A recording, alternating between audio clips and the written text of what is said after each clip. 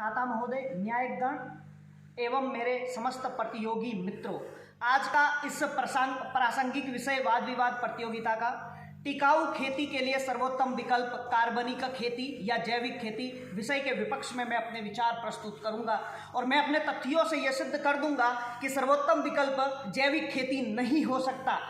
आज के इस युग की दोस्तों बात करें, साथियों बात करें तो भारत की बढ़ती आबादी के साथ में खाद्यान्न आपूर्ति जरूरी हो गया है, जिसमें उसके साथ में जरूरी हो गया है टिकाऊ खेती। टिकाऊ खेती से अभिप्राय होता है कि ऐसी कृषि करना जिसके अंदर उत्पादन अधिक हो, लागत कम हो, मानवीय आवश्यकताओं की भी पूर्ति की जा सके, पर्यावरण भी जो है पर्यावरण के ऊपर कोई भी विपरीत प्रभाव नहीं पड़े। लेकिन क्या ये कार्बनिक खेती से सब संभव हो पाता है? नहीं हो पाता है, क्योंकि टिकाऊ खेती के घटकों की जब अपन बात करते हैं तो उसमें जो पहला घटक आता है फसल विविधता, दूसरा आनुवंशिक विविधता, तीसरा समन्वित कीट प्रबंधन, चौथा जो घटक आता है समन्वित पोषक तत्व प्रबंधन और पांचवा जो महत्वपूर्ण बिंदु आता है समन्वित व्याधि प्रबंधन।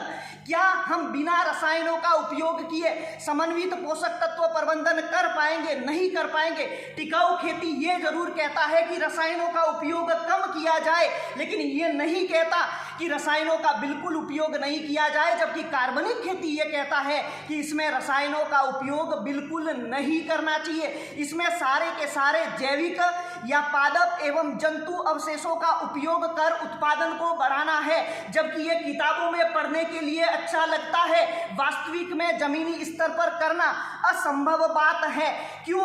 क्योंकि सबसे बड़ी चीज भारत के सामने जो मुख्य समस्या आ रही है, घटती हुई जोत का आकार, बढ़ती हुई आबादी, और बढ़ती हुई आबादी के लिए खाद्यान्न की आपूर्ति अपन नहीं कर सकते। यदि आपको यकीन ना हो तो आप हाल ही में 16 अक्टूबर FAO, जिसको हिंदी में खाद्य एवं कृषि संगठन कहते हैं, उसके द्वारा जारी वरीय 120 देशों की वरीयता सूची में हंगर इंडेक्स के अंदर भारत का 101वां नंबर आता है।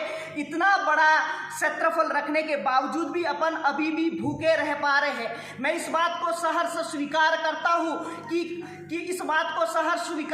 हूं कि कार्बनिक खेती एक विकल्प तो हो सकता है टिकाऊ खेती के अंदर, लेकिन सर्वोत्तम विकल्प नहीं हो सकता।